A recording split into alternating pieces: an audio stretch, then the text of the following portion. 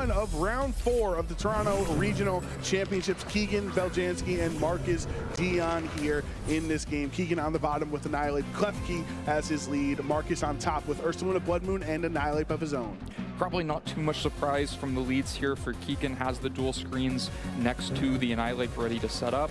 Marcus had a lot more options of how to lead. We see the first 2 attackers out on the field are the Ursaluna and the Annihilate. Of course, Ursaluna threatens pretty good damage into Annihilate regardless, but especially if it were to go for a Terastallization, Ursaluna is a big problem. On the other hand, Ursaluna does have to watch out for a fighting attack into itself as well, and there's no defensive mitigation from Marcus. Right, because Marcus's Terastallization on Blood Moon Ursaluna is Terra normal, since you want to do more damage with that life orb, you know, into the Blood Moon. So Keegan can potentially freely attack, quote unquote freely attack that slot, since he would just remain a normal type, which is exactly what Marcus is going to go for. The same type attack bonus, boosting the damage to Blood Moon Ursaluna's normal attacks, as well as the life orb. So you use Terra plus life orb plus a really strong normal attack means this is going to do a lot of damage. The taunt from Annihilate will stop Klefki after getting 1 screen set up here, and a bulk up from Annihilate. No close combat on this turn. Instead, wanted to raise its attack and defense by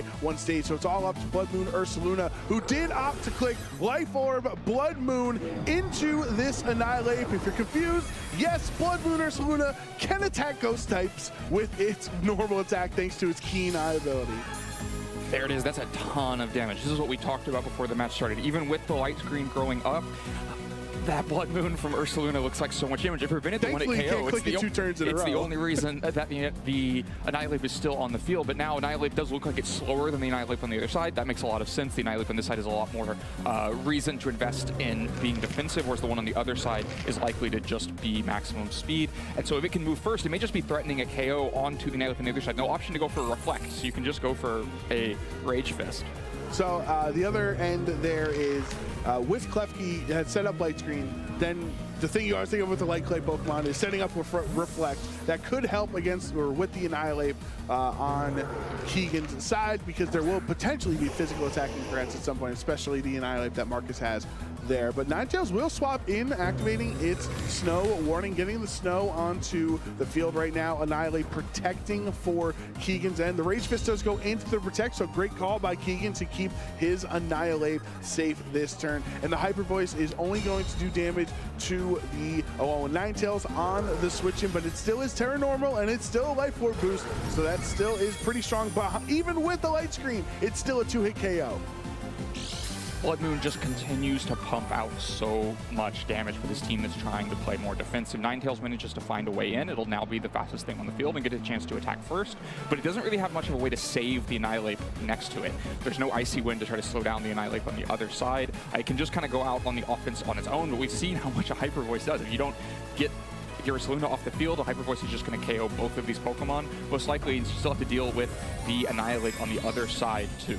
And Ursaluna has crucially lost that ground typing. That would have been crucial, difficult for Ninetales because, or tough for into Ninetales, since the Blizzard would have been super effective. Now it is just a neutral hit, and Blood Moon Ursaluna is a pretty tanky Pokemon there on the other end with such high HP. It will protect itself on this turn, so it doesn't take any damage from the Blizzard. You also don't want to risk that low chance of a freeze ruining your day. Rage Fist from Annihilate does not get frozen. The Rage Fist will go into the Annihilate, but he's a fire type now, so it's not enough, not super effective. Hangs on with 4 HP, and Rage Fist into the other side for the knockout there. Gigantic Terastallization for Keegan.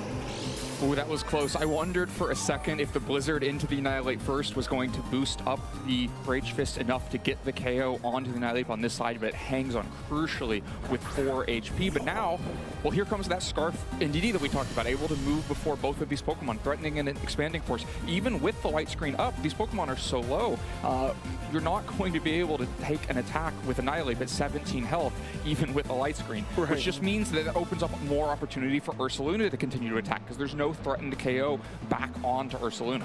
Yeah, and there is no, there's nothing stopping the spread attacks, right? There's no wide guard in this scenario, this turn, that stops a potential Hyper Voice and expanding force onto Keegan's side of the field. So let's see how he can adjust here. It's just protect from a Alolan Ninetales. He knows Annihilape's never going to get another chance to attack in this game. So Annihilape just goes down to the Expanding Force. This does give Keegan a free switch into one of his Pokemon in the back if he would like, but then Ursaluna's attack's not going to do anything. He did opt for the Earth Power, but it goes into the Protect. Maybe trying to find a switch there.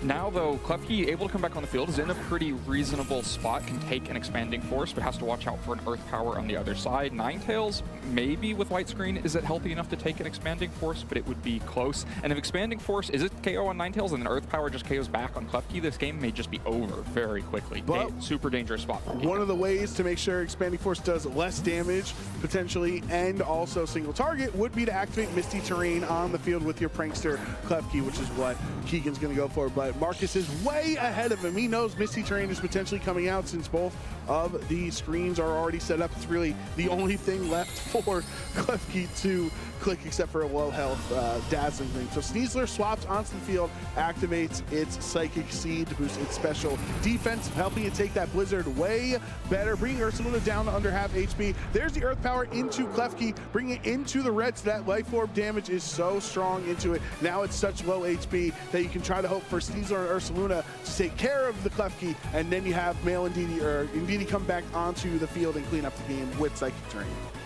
Right, if you can get rid of the threat of the Misty Terrain, or if you can just get rid of the offensive threat on the other side, you can be making pretty good progress. No Reflect yet because of that taunt on turn 1, so Sneasler threatening pretty good offense, but may force a Reflect this turn from the Klefki. Now the Ursaluna Blood Moon on Keegan's end is still in the back. Remember, this game's gone on for quite a few turns, but we have not seen Keegan reveal his 4th Pokemon until right now for the Blood Moon mirror match. Alolan Ninetales protecting again on this turn in case an attack like a Dire Claw goes into that slot. That's exactly what Marcus goes for. So smart protect from Keegan to keep the Alolan Ninetales healthy. Earth Power on the switching is going to do not too much damage to Keegan's Blood Moon Ursaluna. Going to keep it relatively healthy as the snow disappears. I think this could be a really crucial target for Marcus. No threat of Reflect, no snow up to boost this Ninetales. The Sneasler should be able to get a KO in whichever slot it would like to go after with a Dire Claw or a Close Combat, but really crucial to get that right. The Ursaluna, of course, cannot protect itself because it is holding an Assault Vest, so it's a pretty easy Close Combat spot there, but you could end up just taking a Klefki KO instead, which maybe doesn't work out in the long run. If Ninetales is able to land a couple Blizzards and get a KO onto the Ursaluna, so it has to be tempting to Dire Claw the Ninetales instead, but for now, just a switch from the Ursaluna on Marcus's side, and out comes the Indeedee once again. Right, that will reset the Psychic Terrain onto the field, and going to be important to win this terrain battle here in game 1. Close combat from Sneasler into Ursaluna. Blood Moon is super effective and takes it out. Keegan down to his final 2 Pokemon here in game 1 with Ursaluna going down. What does the Ninetales want to go for here? It is the Blizzard, but there is no snow on the field, so it's not a guaranteed hit, and it's a double miss.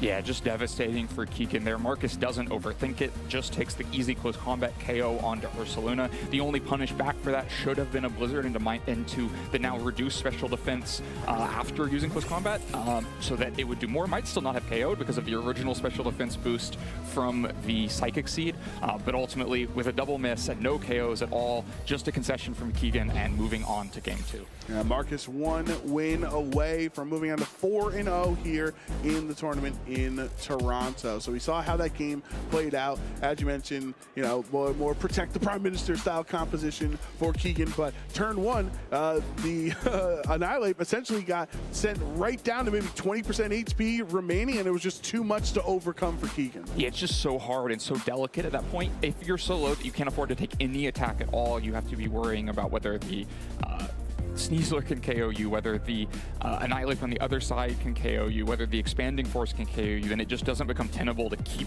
the Annihilape on the field forever, which meant we saw Keegan just let it go down to the Expanding Force here. But once it went down, then you just have a few Pokemon in the supportive role. You have a really vulnerable Ursaluna Blood Moon with no Protect that just goes down to close combat, and the match looks difficult to play. But it's hard to see how Keegan adjusts cleanly to make an Annihilape-focused game plan works. Because we talked about it before the game, we saw it in action in that game one. Marcus just has so many tools to go out really aggressively on the offense against that Annihilate, that even if screens are going up, it may not be enough to stop that damage coming in. And there are traditional terms in Pokemon, right, that we use, like a wall breaker. And Marcus's lead comp that he had there with Ursaluna, Blood Moon, as well as Annihilate, they break those screens. They break through the defensive walls that Keegan is trying to set up. I'm even thinking of if there's a chance at Mouse Hold because of the friend guard, you know, that's kind of just innate utility on the team that you don't have to set up a light screen or a reflect. Maybe some beat up shenanigans to give Annihilate boost to Rage Fist. I'm not sure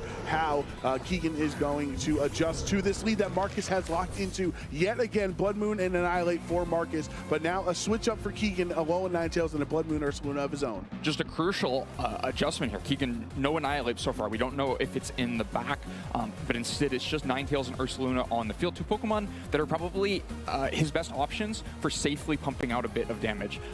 Blizzard and Hyper Voice from with the Assault Vest can come out and do a lot, and you can also get this Ursaluna off the field and bring in Klefki after seeing which of the two attackers you want to focus on in the meantime, but they're not huge damage threats. Once again, the Ursaluna can just go out and do so much damage to these Pokemon. Right, especially since the Ninetales is not clicking Aurora Veil or anything, since it does not have access to it. Klefki is the one that has the screens on Keegan's team. Terra, normal, Blood Moon, Ursaluna, 2 games in a row for Marcus. Worked so well in game 1, why not click it? Game 2, get rid of that ground typing so you're no longer weak to the Blizzard. And final Gambit brings Klefki down pretty low there. So Marcus helping Keegan's strategy of trying to knock out Marcus's Pokemon by taking himself out to bring this Klefki down so low that the Hyper Voice follow-up knocks it out. Klefki gets no screens for the game, and Ninetales is already in the red. So much damage put out there. Keegan gets really valuable damage to get the Ursaluna low enough. Looks like Blizzard would threaten a second hit of Blizzard would threaten a KO here. But Marcus, on the other hand, gets the KO onto the Klefki. No dual screens in this game, but maybe with the way that Keegan's approaching it with no big setup win condition, Klefki might have been the most disposable Pokemon here. Probably isn't the worst thing to lose in a big damage trade like that.